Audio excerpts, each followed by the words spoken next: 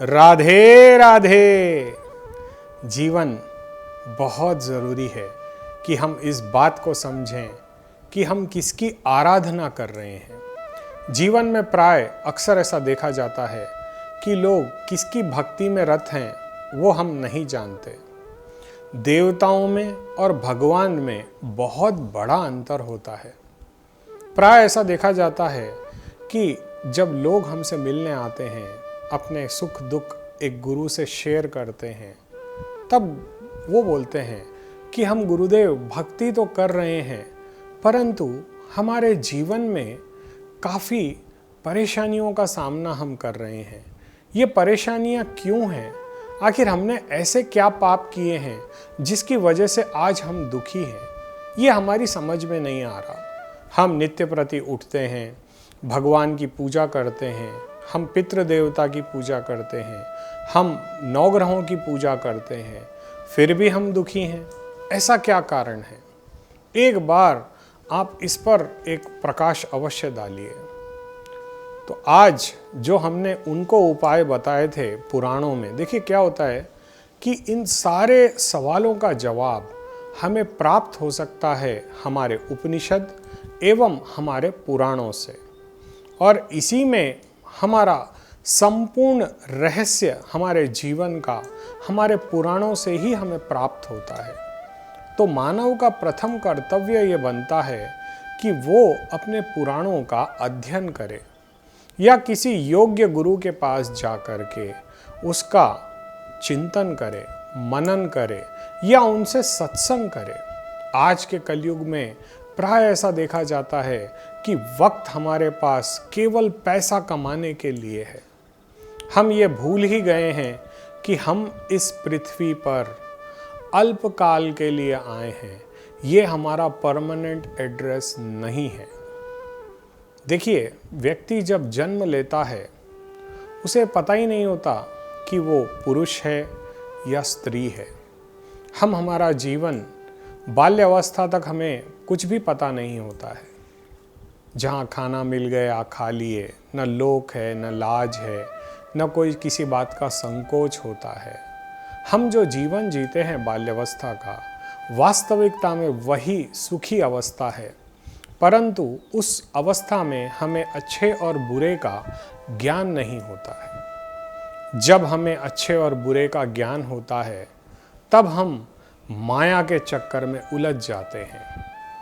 धनार्जन के लिए, धन उपार्जन के लिए हम कार्य करते हैं। कुछ समय बाद विवाह हो जाता है, संतानें हो जाती है।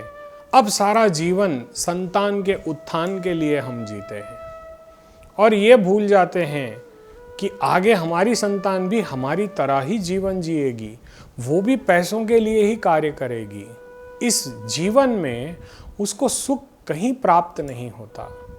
उसका कारण ये है कि हम उलझे हुए हैं। जैसे हमारे गवर्नमेंट में सारे डिपार्टमेंट हैं, जीएसटी डिपार्टमेंट अलग है, इनकम टैक्स डिपार्टमेंट अलग है, आपको सेल टैक्स डिपार्टमेंट अलग है, आपका रेवेन्यू डिपार्टमेंट अलग है।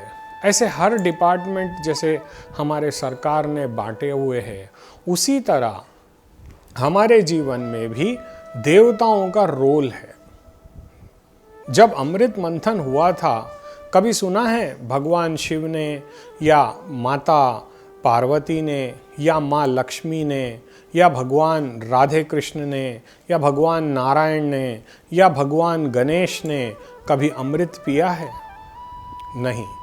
अमृत मंथन में जो अमृत निकला था वो केवल देवताओं को पिलाया गया था, क्योंकि देवताओं की भी आयु क्षीण होती है, देवताओं की भी मृत्यु होती है। तो देवताओं की मृत्यु ना हो इसीलिए अमृत मंथन किया गया था, और उस अमृत मंथन में से जो अमृत प्राप्त हुआ वो भगवानों ने नहीं पिया, वो देवताओं ने पिया।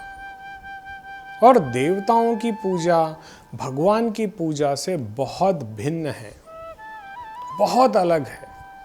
इसका अंतर यदि मैं समझाने बैठूं तो पता नहीं कितने समय लग जाए, 1 महीना लग जाए या 1 साल लग जाए आपको समझाने में कि देवताओं में और भगवान में क्या अंतर है। अक्सर ऐसा देखा जाता है कि लोग पितरों की पूजा करते हैं। पितृ को देवता कहा गया है, पितृ भगवान नहीं होते। परंतु हम क्या करते हैं, हमारे पूजन कक्ष में भगवान के समक्ष या भगवान के लेवल में उनकी फोटो को विराजमान कर देते हैं। कभी आप 4 धाम जाइए या 12 ज्योतिर्लिंग है वहाँ जाइए, या 52 शक्तिपीठ है वहाँ जाइए। आप भगवान नारायण के द्वारकाधीश मंदिर जाइए, जगन्नाथपुरी जाइए, रामेश्वरम जाइए, ये तो ज्योतिर्लिंगों में ही आते हैं। कहीं भी जाइए, जो भी पुरातन मंदिर आज से 300 या 500 साल पहले जो मंदिर बने हैं, क्या कभी वहाँ पे आपने नवग्रहों की मूर्ति देखी है?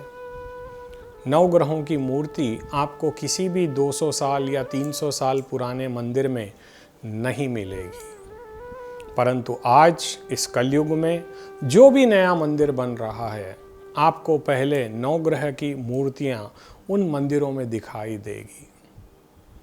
देखिए, देवताओं का कार्य देवताओं को भगवान द्वारा दिया जाता है। आपके कर्म जो आपने अच्छे किए हैं या बुरे किए हैं, पूर्व जन्म में आपके जैसे भी कर्म आपने किए हैं, इसका निर्णय धर्मराज लेते हैं कि आपको क्या पुण्य या क्या पाप आपने किया है, और उसी के अनुसार उस देवता को आपको दंड देने का या सुख देने का विधान बनता है।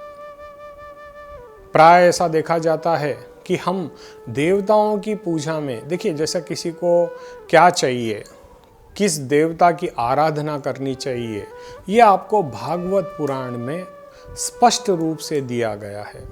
यदि आपको धन की आवश्यकता है तो किसकी पूजा करनी चाहिए, यदि आपको संतान की आवश्यकता है तो किस देवता की पूजा करनी चाहिए, यदि आपको आरोग्य की आवश्यकता है तो किस देवता की पूजा करनी चाहिए।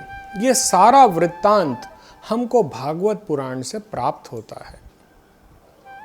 परंतु परमात्मा को प्राप्त करने का साधन हमें केवल परमात्मा के नाम से प्राप्त हो सकता है। हमें भगवान की आराधना अपने मन से करनी है। देखिए, होता यह है कि आज के युग में व्यक्ति को भक्ति से दूर रखा गया है। जी हाँ, आप बोलोगे कैसे? क्योंकि देखिए, ये कलयुग है। आप कौन से युग में हैं? कलयुग में हैं। और कलयुग तमो प्रधान है, यानी तमोगुण की अधिकता इस कलयुग में प्राय ज़्यादा देखने को मिलती है। और इसी की वजह से व्यक्ति की भक्ति पर से रुचि हट चुकी है, क्योंकि भक्ति एक सात्विक सत्य है, एक सात्विक तत्व है। जब आपका रहन सहन, आपका उठना बैठना तमोगुण में है, इवन आपके शरीर की जो उत्पत्ति हुई है वो भी तमोगुण से हुई है, तब आपका मन इस अच्छे बारे में कैसे सोच सकता है? आप कैसे सात्विक हो सकते हो? विचार करके देखो, क्योंकि शरीर की उत्पत्ति भी तमोगुण से हुई।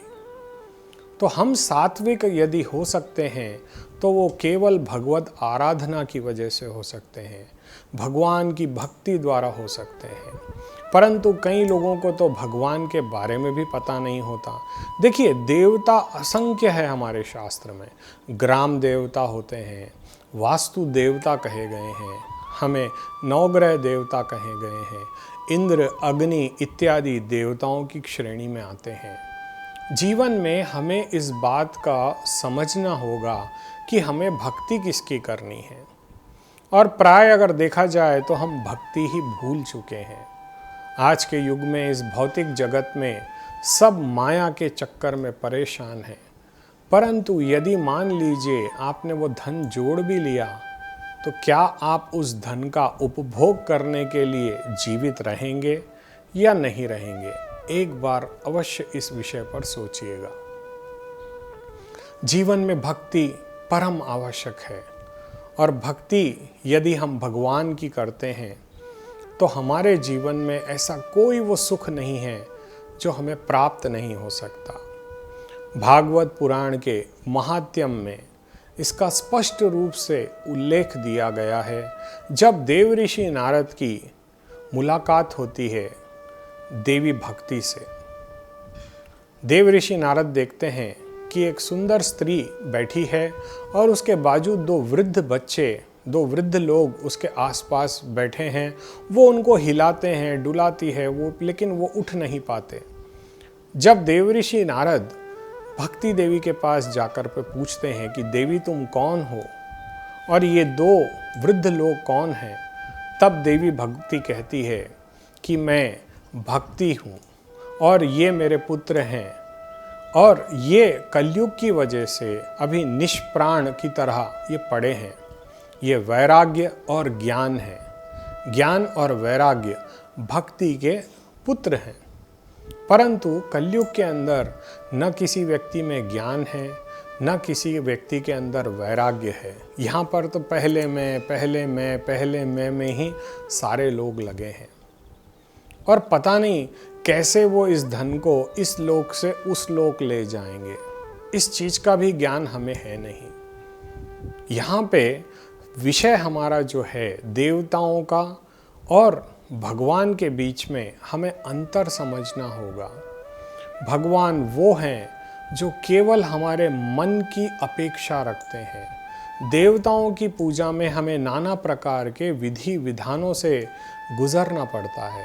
हमें कर्मकांड के विषयों में बड़ी ही सहजता से, बड़ी ही समझदारी से हर नियम को अपनाना पड़ता है, परंतु भगवान की भक्ति में केवल आपके मन की आवश्यकता है, साधन और संसाधनों की आवश्यकता नहीं होती। और प्राय हमारा जीवन हमें प्राप्त हुआ है भगवान की भक्ति के लिए, परंतु हम इसका उल्टा करते हैं। हम संसार में अपना मन लगाते हैं और परमात्मा में अपनी बुद्धि लगाते हैं, जबकि हमें करना क्या चाहिए था कि संसार में अपनी बुद्धि लगानी चाहिए थी और परमात्मा में अपना मन लगाना चाहिए था, परंतु हम इसका कुछ उल्टा ही करते हैं। हम अपने लक्ष्य से भटक चुके हैं और इसका प्रमुख कारण है कलयुग। कलयुग जैसा युग नहीं, परंतु कलयुग की सबसे बड़ी विशेषता यही है कि यहाँ पे भगवान को प्राप्त करने के लिए ना हमें तपस्या करने की ज़रूरत है, ना हमें एकांत में रहने की ज़रूरत है। हमें केवल परमात्मा को अपने मन से पुकारना है, अपने मन में उस दिव्य ज्योति के दर्शन करना है, अपने नेत्रों को बंद करके नवदा भक्ति में से किसी एक स्वरूप भक्ति को हमें अपनाना है। यदि हम ऐसा करते हैं तो हमारे जीवन की समस्त अभिलाषाओं को हम पूर्ण कर सकते हैं। देखिए, हम जिसे पूजेंगे हम उसे ही प्राप्त करेंगे। धन के लालच में या धन के लोभ में यदि हम पूजा करते हैं तो वो गलत है। यदि हम परमात्मा को प्राप्त करने की, यदि भगवान को पाने के लिए पूजा करेंगे तो वो हमेशा सफल होगी, क्योंकि जिसके साथ भगवान होता है वो हर पल हर समय आनंदित रहता है। उसके मन में एक अपार प्रसन्नता रहती है, एक दिव्य उमंग से वो अपना जीवन जीता है और संसार के समस्त भौतिक सुख उसे तुच्छ रूप में प्राप्त हो सकते हैं, क्योंकि जिसके साथ परमात्मा है, जिसके साथ भगवान है, उसे भला कोई चीज़ की तपस्या करने की ज़रूरत ही क्या है। ये भौतिक सुख तो आपको क्षण भर में प्राप्त हो सकते हैं यदि आपके साथ में परमात्मा है, भगवान है। तो आपको ये अंतर समझना होगा कि देवताओं की पूजा और भगवान की पूजा में क्या फ़र्क है। और अपने मन को जितना हम भगवान के श्री चरणों में समर्पित करेंगे, उतना जल्दी ही हम अपनी समस्याओं से बाहर आ सकेंगे। यदि इस जगत में आप त्राटक विद्याओं में या छोटे छोटे टोटकों में फंस जाओगे तो उस परमात्मा को कभी प्राप्त नहीं कर पाओगे, क्योंकि ये जो छोटे छोटे टोटके हैं ये वो शॉर्टकट्स हैं जिससे आप अपने लक्ष्य तक तो पहुंच जाओगे, परंतु उस धन को कभी टिका नहीं पाओगे। जैसे एक व्यक्ति लॉटरी का टिकट लेता है, उसे लॉटरी लग जाती है, वो आने वाला धन उसके साथ मुसीबतों को ही लेकर के आएगा। धन कभी भी अकेले नहीं आता। तो इस बात का विशेष ध्यान रखिएगा राधे राधे।